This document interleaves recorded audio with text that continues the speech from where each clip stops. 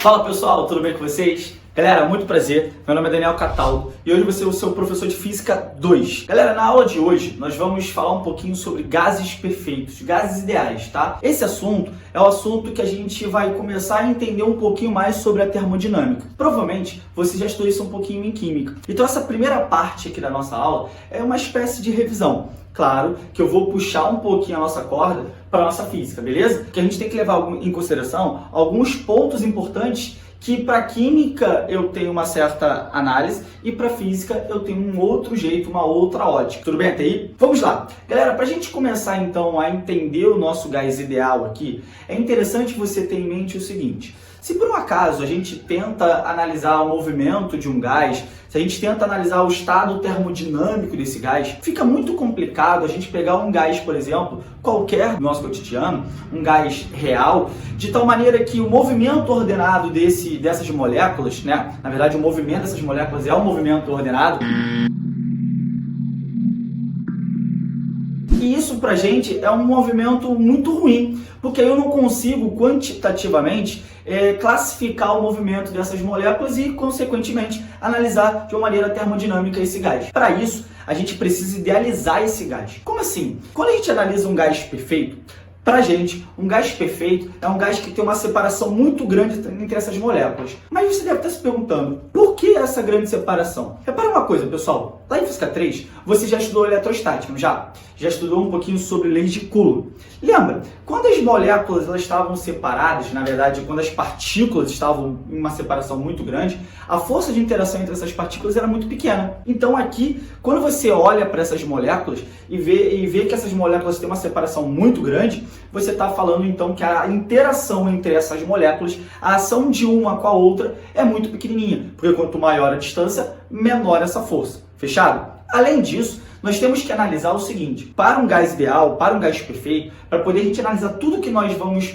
ver aqui na aula de hoje, eu preciso ter um gás onde a minha pressão ela é baixa e a minha temperatura ela é alta. E aí eu já coloquei para vocês aqui. Um gás é considerado ideal quando ele possui baixa pressão e uma alta temperatura. Tudo bem até aí? Até aqui tranquilo? O que acontece daqui para frente? Para poder a gente, por exemplo, definir o estado termodinâmico de um gás, para poder a gente analisar a equação geral dos nossos gases, que eu sei que você conhece, a gente precisa falar de algumas variáveis de estado. Essas variáveis são variáveis macroscópicas que a gente vai observar aqui e através dessa análise nós podemos definir o estado termodinâmico daquele gás. Que variáveis são essas? Eu já coloquei as principais, as que nós vamos, num primeiro momento, definir, tá bom? Essas variáveis são pressão. Então a gente precisa saber como calcula a pressão, como é que a gente vai definir o que é pressão. A gente precisa saber, isso você já estudou, o que vem a ser temperatura. A gente precisa também definir o volume do nosso gás.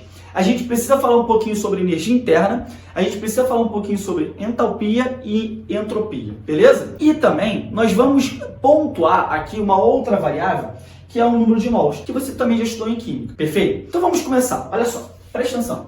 Quando a gente fala de pressão, a gente está falando, por exemplo, de uma força aplicada sobre uma determinada superfície. Repara uma coisa. Quando você pega, por exemplo, aqui uma caneta, imagina que eu tenho essa caneta aqui, tudo bem? Você pode fazer isso em casa. Quando você pega a sua caneta, uma caneta qualquer, se você segurar a caneta dos dois lados, concorda comigo que você vai sentir uma dor muito grande na região da ponta? Mas por que isso acontece? Por que você sente uma dor muito maior na região da ponta, se a maneira como você segura a caneta, fazendo força tanto do polegar quanto desse dedo do meio, com a mesma intensidade? Repara uma coisa, quando a gente pensa em pressão, a gente tem que pensar desse seguinte jeito. Imagina que você tem aqui uma superfície, tudo bem? E aí essa superfície, você aplicou uma força F qualquer aqui, tá? Então aqui eu estou aplicando uma força F. De tal maneira que essa força F que eu estou aplicando aqui, perceba o seguinte, ela é perpendicular a essa superfície. Então, eu estou concentrando, né? Eu estou concentrando essa minha força exatamente nessa área.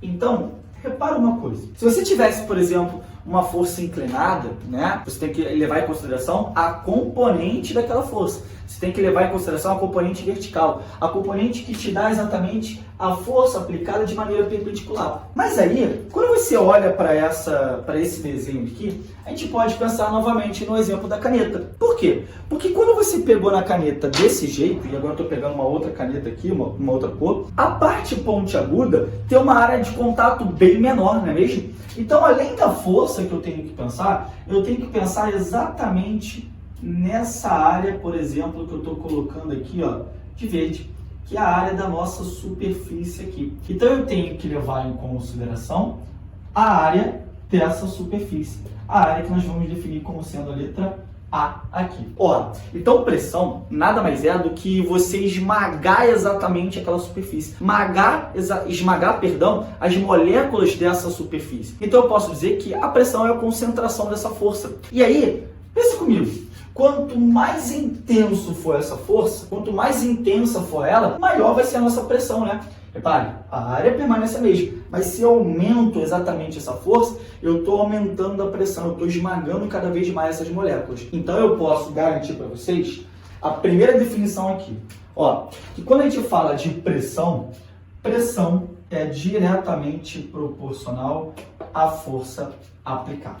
Ok? Quanto maior essa força, maior essa pressão. Quanto menor a pressão, menor vai ser a força. E vice-versa, né? Então é muito interessante você analisar que pressão é diretamente proporcional a essa força. E aí o que acontece? Quando você pensa então na área, a área e essa pressão, elas são grandezas inversamente proporcionais.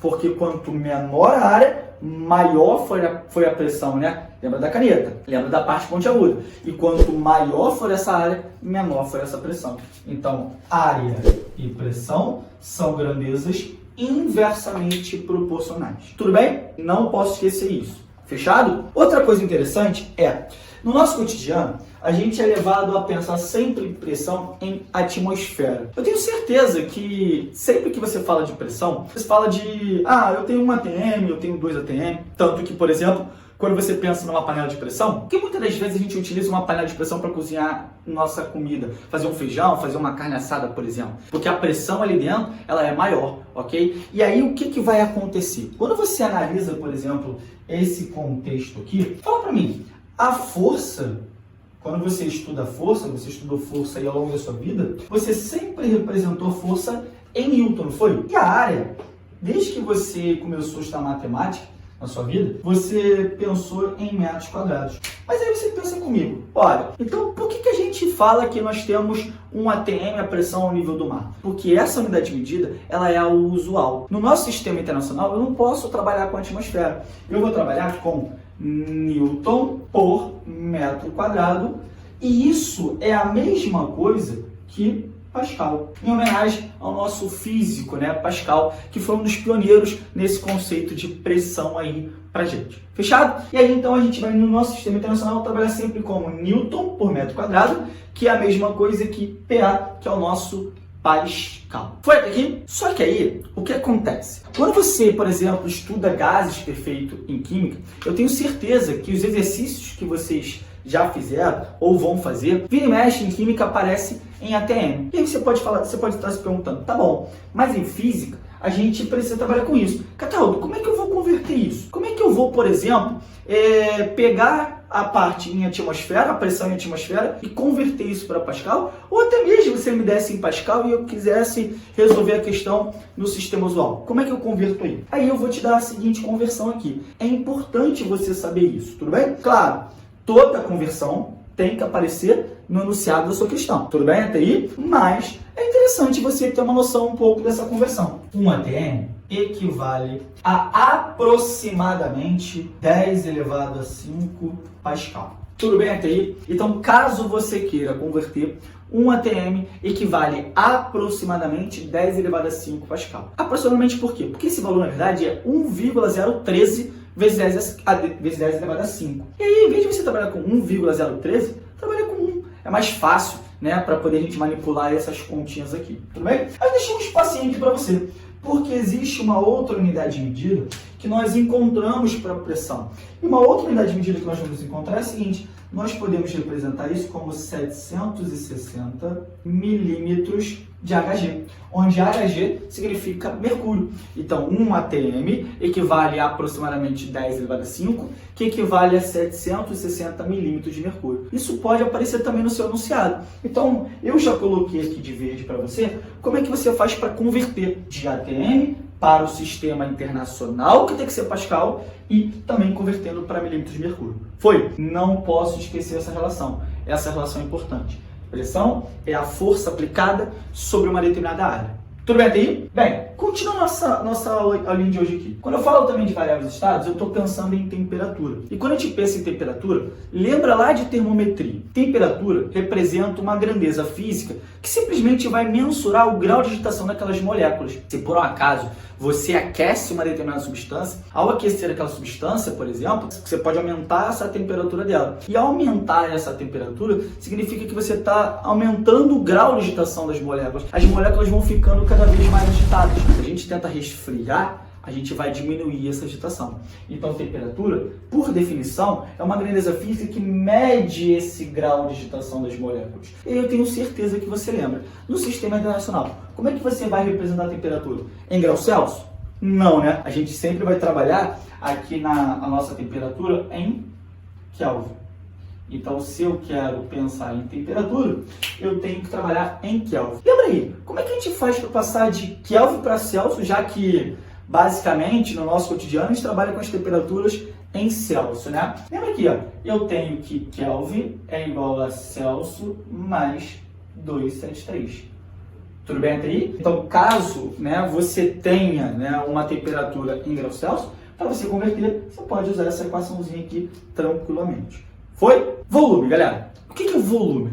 Na matemática, ao longo da sua vida, você sempre trabalhou com litro, metro cúbico, centímetro cúbico, decímetro cúbico. Em química, principalmente, você sempre trabalha com litro. Só que aqui na física, a gente tem que tomar cuidado com isso. Porque volume, por definição, é o espaço ocupado pelo aquele gás. Por exemplo, eu tenho um recipiente aqui. Imagina que esse recipiente, eu vedei aqui com uma certa tampa, ele dentro tem um certo gás. Então, o volume, o espaço ocupado pelo aquele gás, é exatamente a nossa definição de volume. E a gente sabe calcular aquilo ali pela matemática, certo? É bem fácil calcular aquilo ali. E aí, quando você pensa, então, no volume, você tem que tomar cuidado que aqui na física, no seu sistema internacional, é metro cúbico. Ora, mas aí você pode estar se perguntando, pô, em química eu trabalho em litro, em química eu trabalho em metro cúbico, vou ficar maluco com isso. Ok, calma, respira.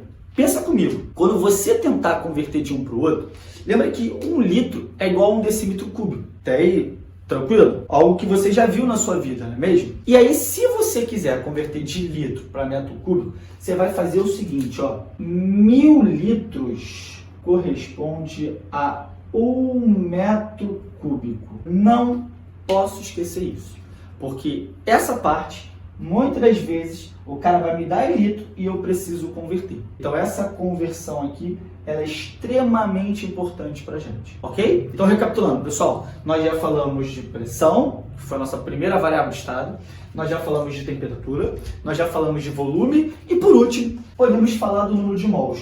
E aí, quando você pensa no número de mols, muitas das vezes vem aquela pergunta, o que é um mol? Ah, Cataldo, já sei. O mol é 6,23 vezes 10 elevado a 6,2, vezes 10 elevado a 23 moléculas.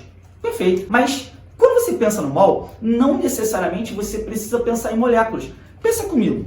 Quantos grãos de arroz tem dentro de um saco de arroz que você acabou de comprar no supermercado? Uma porrada, né? Não tem como a gente contar. A gente ia perder muito tempo ficar contando ali esses grãos aí. E aí o que acontece? A nossa ciência, na verdade, para não ter que ficar contando exatamente essa quantidade de moléculas, essa quantidade de átomos, ou até mesmo no nosso cotidiano a gente poderia pensar em grãos de feijão, grãos de arroz, a gente, na verdade, classificou, isso é só uma medida, isso é só um grupo de medidas que a gente vai ter, que é o nosso mol. O mol representa qualquer coisa. E aí, simplesmente, você pegou que 1 mol e equivaleu isso aí a 6,2 vezes 10 elevado a 23 moléculas. Mas eu poderia pegar esse mol e representar, em vez de moléculas, grãos de feijão, grãos de arroz, átomos, que eu quiser, ok? Claro que como nós estamos falando de gases ideais aqui, a gente vai acabar trabalhando com essa palavrinha, né? Com essa classificação, moléculas. Portanto, então quando a gente pensa no número de mols, para calcular esse número de mols, basta eu pensar o seguinte: o número de mols é a massa daquele gás que você tem, certo? Dividido pela massa molar. Então, se eu sei a massa do meu gás, se eu sei a massa molar, eu sei a quantidade de mols que eu tenho dentro daquele recipiente. E aí, lembra o seguinte, quando você trabalha com massa, você basicamente trabalha com grama, não é mesmo? Agora, se você olhar a sua tabelinha periódica, quando você pega qualquer elemento na tabela e você pensa na massa molecular desse cara, ele simplesmente, né, pra gente aqui, ele fala que é grama por mol. E aí, portanto, se você, por exemplo, dividir grama por mol, você vai ter esse número de mols aqui exatamente em mol. E aí não esquece, né? Você não pode esquecer. Quando você fala que 1 mol é igual a 6,02, então aqui é 6,02, corrigindo a minha fala aqui, que eu falei 6,2, 6,02 vezes 10 elevado a 23 moléculas. Portanto, quando a gente fala então que eu tenho 1 mol, eu posso associar isso ao número de moléculas, mas eu posso associar isso a qualquer outra coisa. Tudo bem? Tranquilamente aí? Galera, e aí a gente é levado a pensar também na nossa CNTP. O que é a nossa CNTP? Condições normais de temperatura e pressão. Quando a gente pensa na CNTP, um gás na CNTP, ele basicamente vai ter 3 informações importantes para a gente. Gás na CNTP tem uma temperatura de 273 Kelvin, tem uma pressão de 1 atm e eu vou ter um volume de 22,4 litros. Então, um gás na CNTP tem exatamente essas condições aqui. Tudo bem até aí? De boa? Agora, vamos para o que interessa. Definindo, então, as variáveis de status, a gente pode pensar, então, na equação geral dos nossos gases, que é a famosa equação de Clapeyron. O que eu vou fazer aqui? Para poder tentar escrever a famosa equação de Clapeyron, eu vou tentar brincar com algumas variáveis para a gente aqui, tá? Como assim? Imagina que eu tenho um recipiente e dentro do recipiente eu tenho um determinado gás. Tudo bem? Aqui tem um êmbolo que pode subir ou descer livremente. E além disso, você tem um fogãozinho, onde você pode colocar esse recipiente sobre o fogão, tá? Você tem uma bola de metal bem pesada e você tem um pino. E para que serve esse pino, Catálogo? Serve para você travar exatamente esse êmbolo aí, de tal maneira que o volume ali não venha a mudar. Tudo bem? Quando você faz isso, quando você tem esses aparatos, você pode brincar com a seguinte ideia. Primeiro caso, imagina que você trava aqui o seu êmbolo com um pino e pega esse recipiente e coloca exatamente sobre o fogão. Quando você aquecer aquele recipiente com gás, concorda comigo que as moléculas vão ficando cada vez mais agitadas? Porque a minha temperatura aumentou. Então, se a minha temperatura aumenta, o número de colisões dessas moléculas entre elas, entre as paredes, entre o nossa tampa aqui, entre o fundo, né, entre as moléculas e o fundo, essa colisão começa a aumentar. Se o número de colisões aumenta, significa então que a nossa pressão está aumentando. Ora, então se a temperatura aumentou, é porque a pressão aumentou. São grandezas diretamente proporcionais. E aí você vai escrever, ó, pressão é diretamente proporcional à temperatura. Tudo bem? Com o aumento de temperatura, aumenta a pressão. Com a diminuição da temperatura, diminui a pressão. Fechado até aí? Todo mundo tranquilo? Beleza. Aí eu vou fazer o seguinte, eu deixei então o nosso recipiente sobre o fogão e tirei o nosso pino. Quando eu tirei o nosso pino, eu percebi então que eu ainda estou aquecendo, eu verifiquei então que há um aumento de temperatura, mas devido às colisões, né, que foram aumentando aqui, aquele meu êmbolo começou a subir. Ora, se o meu êmbolo começou a subir, de fato, o meu volume vai aumentar. Para fazer com que esse cara tem uma subida sempre com velocidade constante, eu coloquei aquela nossa bola pesada de metal ali em cima, porque aí eu faço com que você tenha exatamente a força, né, com que o gás está empurrando esse cara, seja igual exatamente a força, peso ali do nosso êmbolo, da nossa bola, e aí se eu tenho força, né, sendo para cima igual para baixo, a minha pressão ali é constante. Vamos trabalhar com essa pressão constante. Então perceba, nessa situação, nesse caso 2, Com o aumento de temperatura, o que aconteceu com o volume? Aumentou. Então, se eu tento resfriar, diminui a temperatura, diminui o volume. Tento aquecer, aumenta a temperatura, aumenta o volume. Então, eu posso falar que volume e temperatura são grandezas diretamente proporcionais. Perceberam que nos dois primeiros casos, eu brinquei com essas variáveis, porém, uma delas ela se tornou constante em cada um dos casos. No primeiro momento, o volume era constante. Depois, a pressão ficou constante. Só que nesses dois casos, em nenhum momento eu mexi na quantidade de gás. Eu não falei para vocês que eu acrescentei ou retirei. Eu não falei para vocês que eu acrescentei ou retirei moléculas, de tal maneira que na massa mude, então meu número de mols vai mudar? Não. Então, portanto, eu posso falar que o número de mols ele é algo constante para a gente aqui. Dentro desse processo, ele é algo constante. Agora eu falei o seguinte, eu tiro o meu recipiente dali do fogão, ok? Dessa fonte térmica, e eu coloco novamente a bola de metal, fazendo com que ela empurre exatamente esse êmbolo aqui, ó, para baixo. Ora, quando essa bola começar a empurrar o êmbolo, concorda comigo que você vai esmagar cada vez mais as moléculas daquele teu gás? Então o volume diminui, mas a pressão ela vai aumentar. Então pressão e volume são grandezas inversamente proporcionais. Com o aumento da pressão, diminui o volume. Com o aumento do volume, diminui a pressão. Fechado? Todo mundo tranquilo? De boa? Aí, a gente, tá quase lá, na nossa equaçãozinha daqui. Eu preciso de uma constante para ajeitar tudo isso que nós estamos falando. Essa constante, ela é conhecida como constante universal dos nossos gases, que é aquele Rzinho que fica na nossa equação e a gente pode escrever ela desse jeito. PV igual a nRT. Ok? Aí você falou assim, eu tenho certeza que você já pensou, Cataldo, já sei quanto é que esse R aí. Esse R é bem tranquilo pra gente. Esse R aqui, para nossa física, ele vai ser 8,31 joule por mol Kelvin. Pô, 8,31 mol Kelvin? É, isso mesmo. Esse R, que é a constante universal dos nossos gases, ele tem esse valor no nosso sistema internacional. Perceba o seguinte, eu estou falando de joule, mas joule não é energia? Nós vamos ver daqui a pouco que quando a gente fala de pressão com volume, isso tem a ver com trabalho, isso tem a ver com energia. Por isso joule aqui. Mol, porque eu estou me referindo ao número de mols, e Kelvin, porque eu estou falando de temperatura. Portanto, galera, a partir de agora, você não pode, hipótese nenhuma, falar que a temperatura está em graus Celsius. Sempre em Kelvin. Pô, Cataldo, mas eu aprendi uma outra constante. Eu sei. A outra constante que você aprendeu na sua vida aí, quando você estudou gases reais, foi a constante que é muitas das vezes usada em química. Vê se não foi essa daqui, ó. A constante que é usada em química é 0,08 atm vezes litro por mol Kelvin. Mas pensa comigo, a gente na física, no sistema internacional, podemos trabalhar com atm? Não. Podemos trabalhar com litro?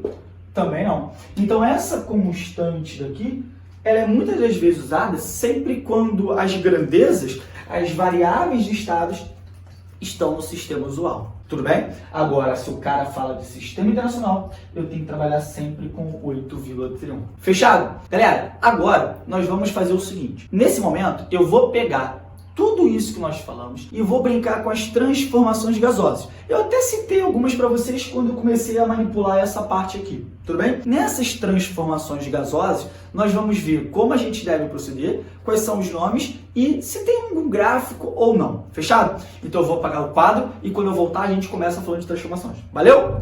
Fala galera, voltei. Cara, olha só, presta atenção. Dando continuidade então à nossa aulinha de gases perfeitos, de gases ideais, agora nós vamos falar um pouquinho sobre transformação gasosa. Tenho certeza que você lembra, dentro da transformação gasosa, esses nomes que eu coloquei para vocês aqui. E além disso, você deve lembrar, por exemplo, como é que você aplica isso nas suas contas, Aquela famosa equação do pivot Poisson, ok?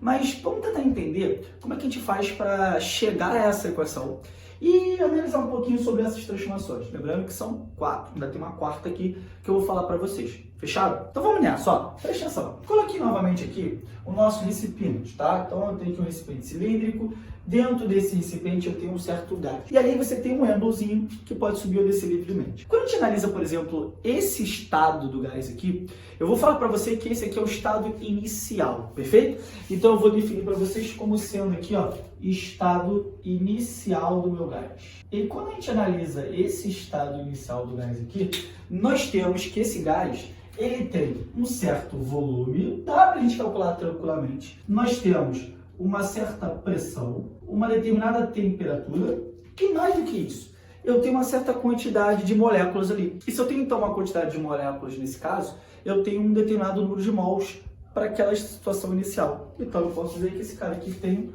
um número de mols inicial ali. Tudo bem, aí o que nós vamos fazer? Nós vamos tentar aplicar uma transformação gasosa, de tal maneira que eu vou mudar essas variáveis de estados aqui. Eu vou tentar alterar essas variáveis e vamos ver o que vai acontecer, certo? E para poder alterar essas variáveis, eu vou aquecer, por exemplo, com uma fonte térmica, pode ser um fogão, alguma coisa do tipo assim. Então eu estou dando calor para aquele sistema. Ao dar calor para aquele sistema, a gente já começa a observar o seguinte. Você já estudou dilatação, certo? Então se você aquece um sistema, a ideia é que você tenha uma expansão ali daquele nosso gás. E é isso que vai acontecer. Quando a gente aquecer aquele sistema, lembrando que aquele êmbolozinho ali não está preso, então ele vai começar a subir. Por quê? Porque as moléculas vão absorver essa energia, as moléculas vão ficar cada vez mais agitadas e elas vão começar a empurrar exatamente aquele êmbolo. De tal maneira que a gente chega a um outro estado termodinâmico. A gente deixa esse estado inicial e passa a ter um estado final aqui. E nesse estado final, a gente já começa a encontrar algumas outras variáveis. Por exemplo, a gente altera esse camarada aqui, ó. O meu volume passa a ser outro, a minha pressão também e a minha temperatura também. Qual foi a única coisa que você não mudou, certo? Ao aquecer aquele gás? O número de mols. Porque, pensa comigo, por um acaso, na minha fala, eu estou falando para vocês que a gente acrescentou massa? A gente retirou massa dali? Não. Então, se a gente não acrescentou massa, nem retirou massa, o número de moléculas, esse número não foi alterado. Então, o número de mols não pode ser alterado. Fechado? Então, eu posso dizer que aqui eu tenho o mesmo número de mols. Tudo bem, TI? Bem, então, repare que a gente pode já identificar que houve uma transformação gasosa. Eu tinha um determinado estado termodinâmico e eu passo a ter um outro estado termodinâmico. Então, como é que a gente pode escrever isso matematicamente falando? Toda vez que você quer definir um estado termodinâmico, basta você usar a equação de Clapeyron. A equação dos gases perfeitos, dos gases ideais, que nós falamos da primeira parte, certo? Lembra dela? PV igual a MRT, onde pressão e temperatura são grandezas diretamente proporcionais, volume e temperatura são grandezas diretamente proporcionais e pressão e volume são grandezas inversamente proporcionais. Portanto, eu vou escrever aqui no quadro para vocês, ó, estado inicial. Posso, portanto, dizer o seguinte: pressão inicial, volume inicial, número de mols, constante universal, temperatura inicial. Tudo bem, TI? Todo mundo tranquilo? Agora, para definir o meu estado final, eu vou usar essas variáveis aqui. Então, ficaria pressão final, volume final, meu número de mols não mudou, beleza? A constante continua lá e a temperatura também mudou. Tudo bem até aqui? O que nós vamos fazer agora? Percebam o seguinte, põe um quadro com muita calma, percebam que essa equação e essa equação elas são muito parecidas. Claro, eu estou mudando essas grandezas, mas o número de mols não mudou e a constante continua sendo constante. E aí, portanto, eu posso aqui, ó,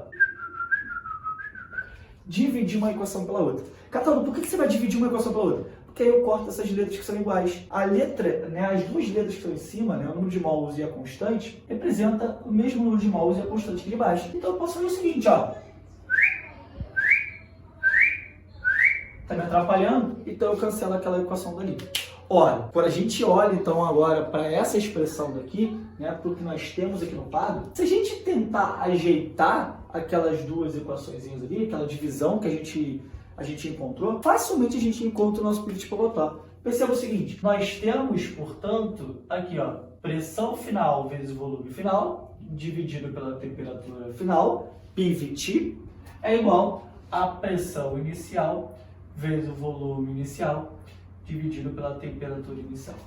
Pogotá. Então nós temos o famoso PVT Pogotá. Beleza? Galera, sempre em gases, sempre aqui nessa parte inicial, né, dos gases perfeitos, esse início da termodinâmica que a gente está apresentando para vocês, a gente basicamente vai trabalhar com o pivot Pavlov, sempre. Só não posso esquecer, assim como na primeira parte, eu só vou trabalhar com a temperatura em Kelvin, porque ele vai te falar, ele vai te dizer a temperatura em graus Celsius, você precisa converter primeiro. Por isso que na primeira parte eu fiz questão de mostrar para vocês que para você ter a temperatura tem que ser em Kelvin e te dei a lei de conversão. Kelvin é igual a Celsius mais 273. Tudo bem? Não posso esquecer. O cara me deu a temperatura em Celsius, a primeira coisa que eu faço é mudar para Kelvin. Porque senão eu acabo esquecendo. Pô, Catado, mas eu tô fazendo uma questão que o cara me dá a temperatura em Celsius e no final ele pega essa temperatura realmente do estado final em Celsius. Precisa converter? Sim. Porque você primeiro vai converter para Kelvin e você vai fazer a sua continha. Na hora que você encontrar a sua temperatura final em Kelvin, você volta para o Celsius. Você precisa ter esse procedimento. Ok? Mas repara uma coisa, galera. Concordam comigo que durante essa transformação gasosa, isso aqui foi uma transformação gasosa qualquer, a gente não mexeu com o número de mols? Sim, né? Tanto que a gente cortou esses dois. Mas e se a gente, sei lá, mexesse nesse número de mols? Catálogo, como é que a gente pode mexer? Ah, sei lá, acrescentando o número de moléculas ali. De repente tem um furo ali, acaba escapando uma certa quantidade de moléculas, o número de mols vai ser mudado, não vai? Beleza. Então, se a gente pode mudar o número de mols, o nosso pivot Pavlov sempre vai ser usado?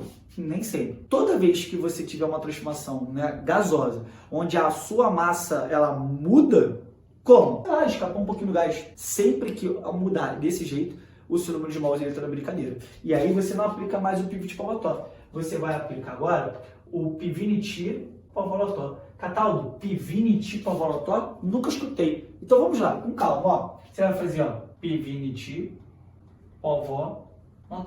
Então, o que você vai fazer? Pressão final vezes volume final, dividido pelo número de mols final, está multiplicando com a temperatura. Isso é igual a pressão inicial vezes volume inicial, dividido pelo número de mols inicial, vezes a nossa temperatura inicial. Da mesma maneira que lá, eu só posso aplicar o pivot Pavlov sempre com a temperatura em Kelvin. Pivot Pavlov, temperatura em Kelvin.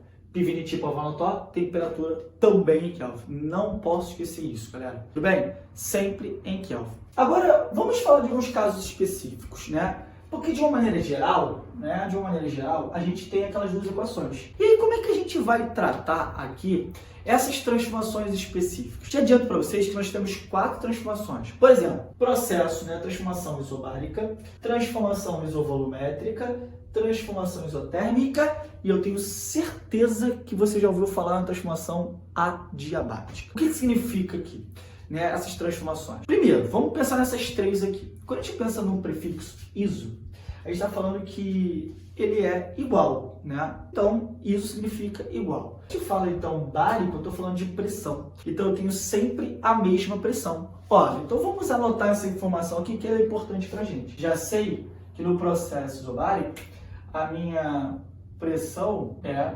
constante, tudo bem? Agora, quando eu falo de um processo isovolumétrico, iso igual, volumétrico, volume. Eu posso falar então que o nosso volume é constante, ok? E o processo isotérmico, eu estou falando de temperatura, não é mesmo? Então, a nossa temperatura é. Então, a primeira coisa é você identificar qual é o processo. Então, mas e o processo adiabático? O processo adiabático é aquele que evita a troca de calor com o meio externo. Quando eu estava na idade de vocês, tinha um professor que tentava me ajudar com essas palavrinhas, brincando um pouquinho com essa ideia.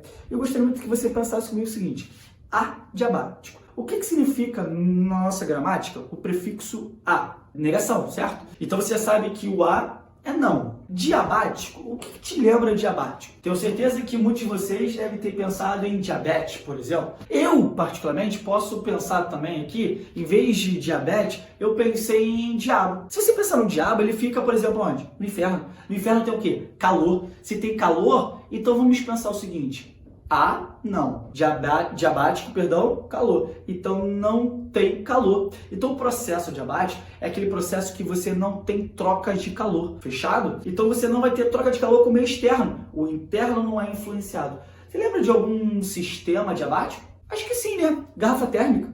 A sua garrafa térmica, ela lembra um processo adiabático, ela lembra um recipiente adiabático, melhor dizendo. Por quê? Porque ela evita essa troca de calor com o meio externo para deixar o café, para deixar a sua bebida, seu suco, daquela temperatura. Deixar ele exatamente ou quente ou frio, evitando que haja troca de calor com o meio externo e, consequentemente, variância de temperatura. Tudo bem até aí? Outra observação importante é, em alguns vestibulares, esse nome não aparece muito. Em vez de isovolumétrico ou isovolumétrica, o cara chama isso de isocórica, tá bom? Então você pode encontrar isso aqui como sendo isovolumétrico ou isocórica. Além disso, tem um terceiro nome. Você pode chamar isso aqui também de isométrica, tá? Então não esqueça, isovolumétrico, isocórica ou isométrico representa volume constante.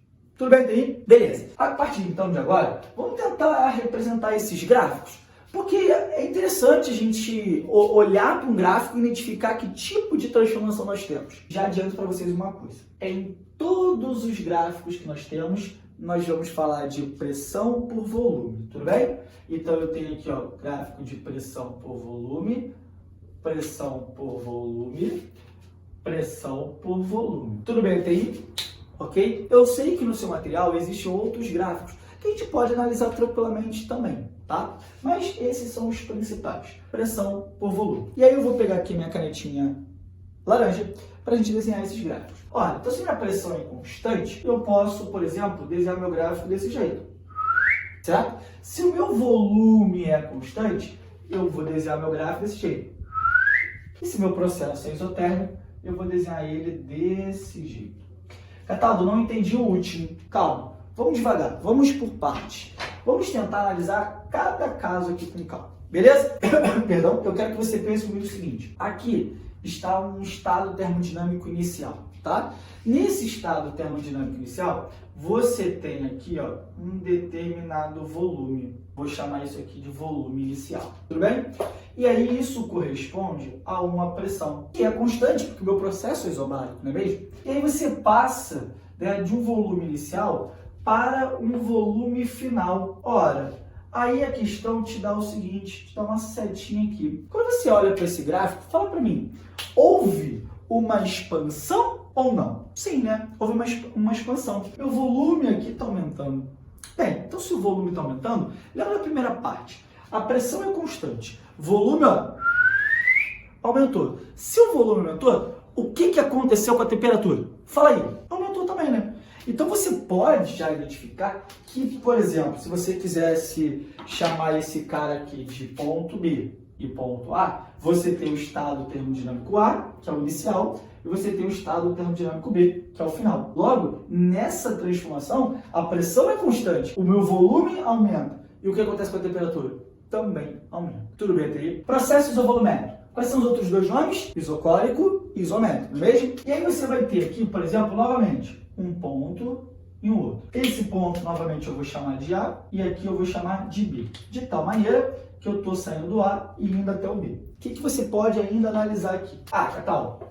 Podemos analisar que aqui nós temos um determinado volume. Aqui eu vou ter uma pressão. Então aqui é a minha pressão inicial e aqui é a minha pressão final. Perfeito. Eu quero que você olhe para esse gráfico aqui e observe o seguinte. O seu volume é constante. Se o meu volume é constante e a minha pressão aqui ela foi aumentando, pensa comigo, se a pressão aumenta, o que acontece com a temperatura? Vai aumentar.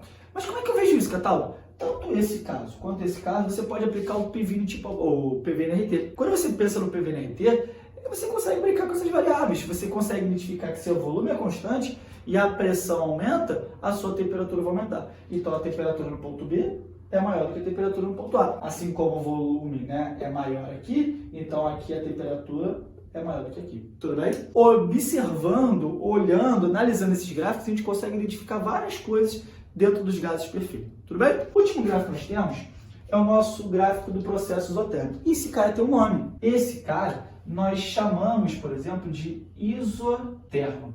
Esse é o nome dado para esse gráfico. E aí eu quero que você observe o seguinte, pessoal. Vamos supor que você tem novamente dois pontos aqui, tá? E aí quando você olhar para esses dois pontos, você vai identificar uma pressão, vou chamar isso aqui de pressão inicial. Começou com uma pressão muito alta, né?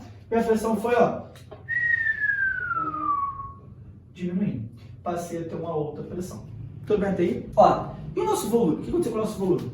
Eu tinha um volume aqui, um volume inicial, e o meu volume aumentou, porque pressão e volume são grandezas inversamente proporcionais. Não posso esquecer isso. Pressão e volume são grandezas inversamente proporcionais. E aí o que é interessante? É interessante você observar o seguinte: se pensarmos somente no pivot pivotó, vamos pensar somente no pivot pivotó, que é geralmente o que cai, tá? Quando você olha para esse gráfico, se por um acaso você fizer esse produto aqui, ó, esses dois caras, se eu multiplicar esses dois caras, esse produto tem que ser igual a esse produto.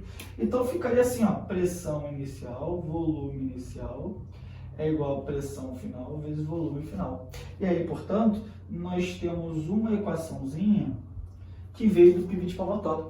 Quando a gente olha para essa equação, ela veio direta daqui de cima.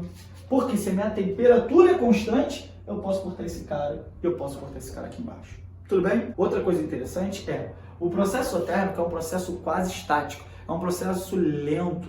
Ele é lento justamente para não variar a sua temperatura. Então, a cada variação, ele vai fazendo devagarinho, justamente para evitar essa variação de temperatura. Então, se você ler na questão, o cara falou que é um processo lento é um processo isotérmico, ok? Bem, processo isovolumétrico, que é o processo isocórico, que é o processo isométrico. Se o nosso volume é constante, eu posso escrever o nosso pivot pivotó como sendo P sobre T, pressão inicial, temperatura inicial. E aí, portanto, nós temos essa relaçãozinha daqui. Foi? E aí, processo isobárico, posso dizer então que volume final, temperatura final, volume inicial, temperatura inicial. E aí nós temos essa relaçãozinha aqui. Tanto essa, quanto essa, quanto essa, vieram exatamente do nosso pivot pivotó. Então perceba uma coisa. Quais são as duas únicas equações que nós temos basicamente aqui nos gases perfeitos? Pivot pivotó e PV-NRT. Mas de onde veio o pivot pivotó? Do PV-NRT, né? A gente relacionou isso aqui. Então, basicamente, a gente vai trabalhar com pivot pivotó aqui. Foi? Galera, por último, para a gente fechar nossa aulinha com chave de ouro, eu falei para vocês que isso aqui é um processo lento, né? Mas o processo adiabático, que é aquele processo que você não tinha, né, a troca de calor, você não tem a troca de calor com o meio externo, aquele processo ele é muito rápido. E por que aquele processo é rápido? Aquele processo é rápido justamente para evitar essa troca de calor com o meio externo, tudo bem? O interno não pode ser influenciado aqui pelo meio externo. Então esse processo ele é muito rápido. Por exemplo, quando você usa o desodorante, né, no seu corpo, você tem um processo rápido. E esse processo rápido, ele é um processo adiabático. Então, o desodorante, o extintor, são exemplos ótimos de processo adiabático. Beleza? Deu para entender a aula de hoje? Curtiram? Gostaram da aula? Espero que sim. Galera, se ainda tiver alguma dúvida sobre esse assunto ou sobre qualquer outro assunto que vocês estejam estudando, me mande uma mensagem aqui no prof.catálogo, que mesmo de longe, mesmo à distância, mesmo por mensagem, a gente consegue tirar essas dúvidas tranquilamente. E lá vocês vão encontrar diversos materiais para você estudar. Principalmente esse daqui, ó, que a gente acabou de falar, eu tenho lá um resumo sobre isso. Então procura lá no meu feed, no meu Instagram, que você tem vários resumos já feitos, você tem vários exercícios do Enem já feito em vídeo, tá? A gente tá fazendo algumas lives ao longo desse mês, então tudo para você mandar bem em qualquer vestibular, beleza? Nos encontramos numa próxima videoaula. Fique com Deus. Até, pessoal. Valeu!